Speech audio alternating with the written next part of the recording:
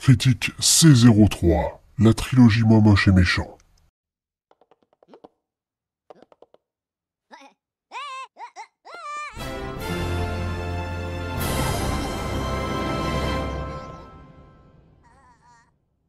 Salut, détenu Arkham, j'espère en tout cas que vous allez bien, parce que moi ça va plutôt bien. On se retrouve aujourd'hui pour une nouvelle vidéo critique, mais d'abord, avant ça, je voulais vous remercier. On a atteint plus de 100 abonnés en moins de 24 heures, chose que je m'attendais absolument pas, et encore moins grâce à un short, chose que je n'aurais jamais misé dessus.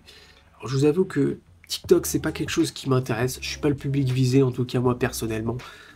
Pour l'instant je n'y suis pas et pour l'instant je n'y serai pas. Voilà, bah après, quel avenir nous réserve, on verra, mais pour l'instant ça m'intéresse pas. Voilà. Mais un short sur Moi Moche et Méchant, bah oui, ce week-end je me suis revu la trilogie Moi Moche et Méchant, c'est d'ailleurs ça qu'on va parler dans cette vidéo, et oui, ce week-end je me suis dit, tiens, je vais essayer de réitérer l'expérience des shorts, parce que c'est pas la première fois que j'en ai fait un, j'en ai déjà fait un sur la chaîne, et je me suis dit, tiens, on va faire un petit short pour parler de ce petit détail. Voilà, je me suis revu en plus le trailer de Moi Moche et Méchant 4 à la suite, et je me suis dit, bah oui, c'est vrai qu'il y a beaucoup de gens qui parlent des filles de gros, enfin bref, j'ai fait le short, et là c'est vrai que ça a tout explosé, et je m'y attendais vraiment, mais alors vraiment pas. Et je t'avoue que oui, il y a la phrase que je vais dire et que tout le monde dit, ah, je suis créateur de contenu, mais tu sais, ça m'intéresse pas les chiffres et les abonnés, ça je m'en fous, je fais ça pour le plaisir. C'est vrai, je fais ça évidemment pour le plaisir. Mais je t'avoue, un petit compteur qui commence à monter de temps en temps, c'est pas si mal. C'est pas si mal, c'est une expérience à tenter, enfin, je te conseille. Enfin bref, trêve de blabla, parce que oui, ce n'est pas un short. Parce que les shorts, c'est moins d'une minute où tu essayes de faire une vidéo qui soit claire, qui soit captivante, avec des images, c'est quand même mieux, mais voilà, qui soit quand même attirante et pas trop longue. De toute façon, tu peux pas faire plus d'une minute. Alors que là, les vidéos que je fais, c'est de la vidéo blabla. On parle, on parle, on parle. Alors oui, on est sur des vidéos peut-être de 20 minutes, mais écoute, c'est ce que j'aime faire. Bref, Moi Moche et Méchant. Déjà, ce film d'animation est un de mes films, enfin il fait partie de mes films d'animation préférés. J'aime beaucoup ce que fait Illumination, enfin le studio en tout cas.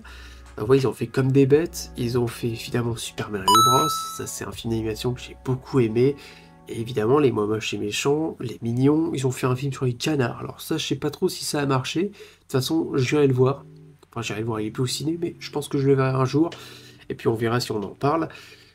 Moi Moche et Méchant, c'est mon préféré des trois. Ça, je vous le dis d'avance. Pour quelle raison? Parce que on a l'évolution, on a le titre en plus qui prend son sens. C'est le premier film, c'est le début, c'est la découverte de l'univers.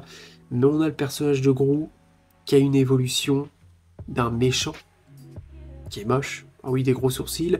Il est chauve, alors attention, j'insulte pas les chauves, hein. Ça ne veut rien dire d'être chauve, rien dire. Mais qui a des jambes fines, un corps un peu difforme, un gros nez, comme s'il avait un bec d'oiseau. Mais voilà, c'est ce personnage-là qui est attachant à la fois, mais tellement méchant, de l'humour noir qui marche super bien. Parce que de toute façon, l'humour, ça c'est un point positif du film. Je rigole encore et encore. Il y a des blagues en arrière-plan, des comiques de situation. Il y a tellement de choses qui peuvent faire rire dans ce film. Mais le personnage de Gru, c'est te dire comment ce personnage va passer d'un stade de méchant à un père de famille qui adopte des petites filles. Et qui devient quelqu'un de bien, en fait. Qui va presque sauver le monde. Ça, c'est quelque chose où on peut se poser vraiment la question et on voit la vraie évolution du personnage dans ce film. C'est bien pour ça que c'est mon préféré quand même. Quand on pense que cette licence a presque atteint, enfin je crois que tous les films ont atteint le milliard, ainsi que les spin-offs, ou en tout cas presque tous, je sais pas si tous ils l'ont atteint, mais ils étaient tous pas loin, donc ça c'est sûr. Et voilà, on a les trois filles, Edith, Margot et Agnès. Agnès qui évidemment est adorable, attachante, qui est pas le genre de petite fille capricieuse et insupportable qu'on peut avoir parfois dans les dessins animés, parce qu'elle a un grand cœur. Elle peut te faire fondre en larmes. Il y a des émotions, on passe par tous les stades d'émotion dans ce film, mais il y a surtout le stade de la rigolade, parce que l'humour, on y est à fond, et ça c'est vrai que ça marche super bien. Et ensuite, évidemment, on va dire le marketing. Enfin, le marketing, c'est que je repense à la sortie de Moi Moche et Méchant 2, tous les produits dérivés qu'il y avait, c'était limite indigeste et l'overdose. Ça n'arrêtait pas. La hype est un peu descendue, côté mignon et côté jouets et produits dérivés, parce que c'est vrai que tout ce qu'on avait en jouets, en t-shirt, en peluche, chez McDo, partout, il y avait que ça, des mignons partout. On était envahis. Alors oui, attention, j'adore ces personnages-là, parce qu'ils sont tellement bien, on va dire, je sais pas si je peux dire écrits, mais plutôt leur personnalité, comment ils ont été créés. Voilà, chaque mignon ont leurs caractéristiques, ont leur personnalité. On pourrait faire une comparaison avec les lapins crétins, on l'a déjà fait, mais les lapins crétins, ils sont crétins. Ils sont tous pareils, ils crient dans tous les sens, ils sont limite un peu insupportables. Enfin moi personnellement, les lapins crétins, j'ai jamais été trop fan. Que les mignons, on va dire que certains mignons sont plus réfléchis. Parce que oui, c'est vrai que c'est quand même, j'ai envie de les appeler des compagnons de laboratoire, parce qu'ils travaillent tous pour Gru, et en même temps, on a tous ces moments symboliques avec eux, toutes ces blagues qu'on a surtout, enfin surtout, pas que surtout, mais en arrière-plan de temps en temps, voilà, tous ces moments drôles, et c'est leurs expressions de visage, enfin c'est plutôt les yeux qui parlent, mais ça c'est une réussite. Et je parlerai aussi du personnage de Vector, qui est le grand méchant de ce film, qui est aussi assez drôle. Voilà, dans le personnage, c'est quand même le fils du banquier, voilà, la banque spéciale méchant. Il y a des idées, de l'imagination bien trouvée aussi dans ce film, enfin des idées qui sont très très bien imaginées, très très cool. Mais voilà, une banque pour les méchants qui peuvent financer les plans maléfiques des méchants. Ça, c'est quelque chose d'extrêmement bien trouvé. Et c'est un film qui donne le smile. Qui donne le smile, déjà Hans Zimmer à la BO, et Pharrell Williams, qui sera d'ailleurs pour les 3 films.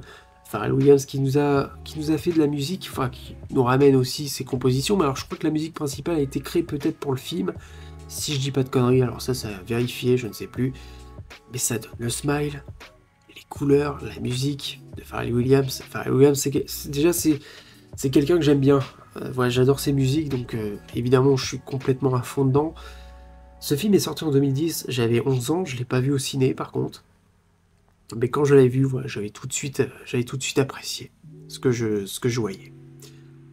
On va passer tout de suite au deuxième. Alors le deuxième film, je trouve pas mal aussi, voilà, même très sympa. C'est une plutôt bonne suite. Alors oui, on a Gru qui là a vraiment adopté les 3 filles. Voilà, on va le retrouver évidemment chez lui. On croit qu'il va être méchant. Au début du film, ça fait toujours rire, c'est cet humour qui fait toujours rire dès le départ. Te dire, mais qu'est-ce que Gru est en train de préparer? Il est en train de préparer tout simplement un anniversaire. Et ça, c'est superbe. Et on va avoir l'arrivée surtout d'un nouveau personnage. Alors, j'ai pas beaucoup parlé du Docteur Nefario, mais qui est assez secondaire, mais ça, on va en parler un peu plus dans ce film, parce que il va avoir un peu plus d'importance, on va dire, avec la mère de Gru qu'on voit de temps en temps. Voilà, cet humour qui est entre la mère de Gru et Gru, comme quoi sa mère l'a toujours pas vraiment apprécié son fils, et ça, c'est peut-être un peu pour ça que Gru est devenu méchant. On va voir l'arrivée du personnage donc de Lucie. Nouveau personnage qui travaille pour un service secret qui sauve le monde.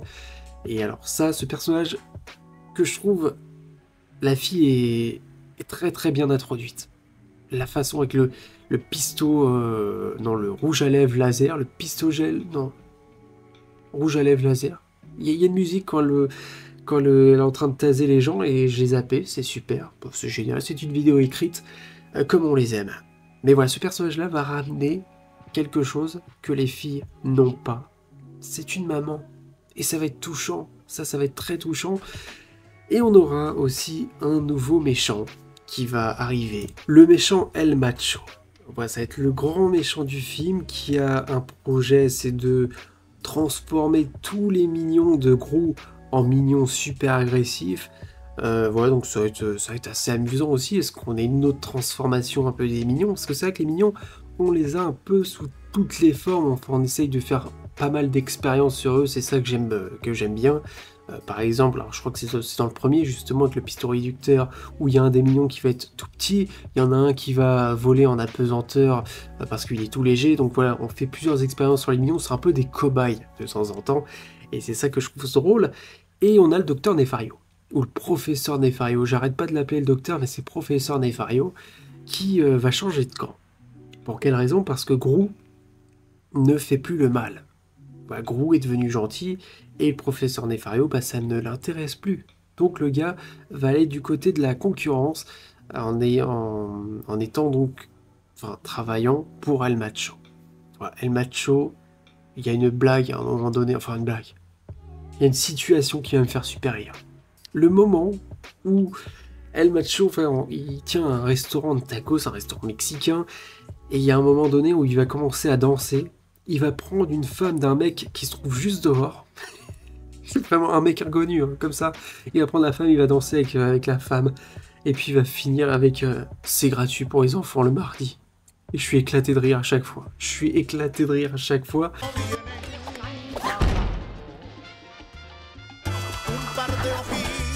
Parce que c'est tellement absurde, mais l'humour marche à un point. C'est vrai que c'est super bien réussi.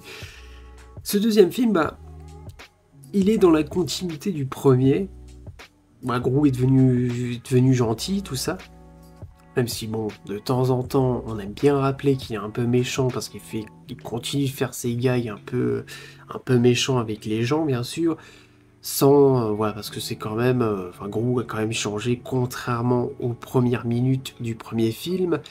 Mais, bah, il va finir avec Lucie. Donc évidemment, on a cette relation Agnès à un moment donné qui veut une maman et que bah, elle va la trouver en la personne de Lucie. C'est touchant. Ouais, ce deuxième film, c'est une bonne suite. Je trouve que le deuxième film est très bien réussi. Le troisième, pour l'avoir revu, c'est la deuxième fois que je le revois. Je sais que le premier et le deuxième, je les ai vus je sais pas combien de fois. Le troisième, c'était la deuxième fois que je le revoyais. Le troisième est en dessous des deux premiers. Alors, pour vous dire, c'est qu'on a un méchant qui d'ailleurs j'ai complètement zappé le nom parce que peut-être qu'il m'a pas marqué. Voilà, style un peu années 80 bien sûr, dans son style de danser. On a un frère, Drou, qui est donc le frère de Grou, enfin c'est Grou qui va apprendre qu'il a un frère et c'est Drou, qui lui, Drou, était élevé par son père. Voilà, enfin le père de Grou. Le père est d'ailleurs mort, et Grou donc va devoir rendre visite à son frère pour l'enterrement. Sauf que, en fait, ouais, on va apprendre que en fait, le père de Grou, c'était le gros méchant, et que la mère de Drou et de Grou, parce que je me rends compte qu'en fait, ils ont les mêmes parents, en fait, ils ont échangé de bébé à la naissance. Voilà, le père est parti avec Drou, mais il aurait dû partir avec Grou, parce que c'est vrai que bah, le père, c'était un grand méchant, et d'ailleurs, quand il pense que le père est mort, parce que j'étais en train de me dire pourquoi les filles ne vieillissent pas. Bah, tout simplement parce que tous les personnages ne vieillissent pas. Sauf que Grou a déjà été enfant, donc forcément il a vieilli. Et puis le père de Grou et de Drou est mort, donc forcément il a vieilli. Donc ce n'est pas possible. C'est pour ça que j'avais des millions de théories sur pourquoi les filles n'ont pas grandi, mais là tout de suite je me dis mais pourquoi? Bon, on le saura peut-être plus tard, on ne le saura pas du tout. Et Drou, donc, c'est un peu une copie de Grou en un peu plus maladroit. Voilà, bon, j'attache pas énormément le personnage, parce que Grou, voilà, c'est le personnage qui était déjà attachant, et d'en faire un frère qui est un peu la copie, on va dire la copie ratée, parce que c'est des frères jumeaux. Quand je dis la copie ratée, c'est un peu, voilà, lui qui est... Même si on croit que c'est Grou, parce que c'est la mère de Grou qui fait croire, je trouve que Drou, voilà, c'est l'enfant qui est plus maladroit, et pourtant, la mère idolâtre plus Drou, c'est ce qu'il aurait, voilà, parce que Drou a des cheveux. Alors oui, sur le moment, on a l'impression que c'est lui la copie parfaite, c'est lui qui a réussi, c'est lui qui a une grosse maison, mais derrière tu te rends compte que c'est un personnage un peu plus maladroit.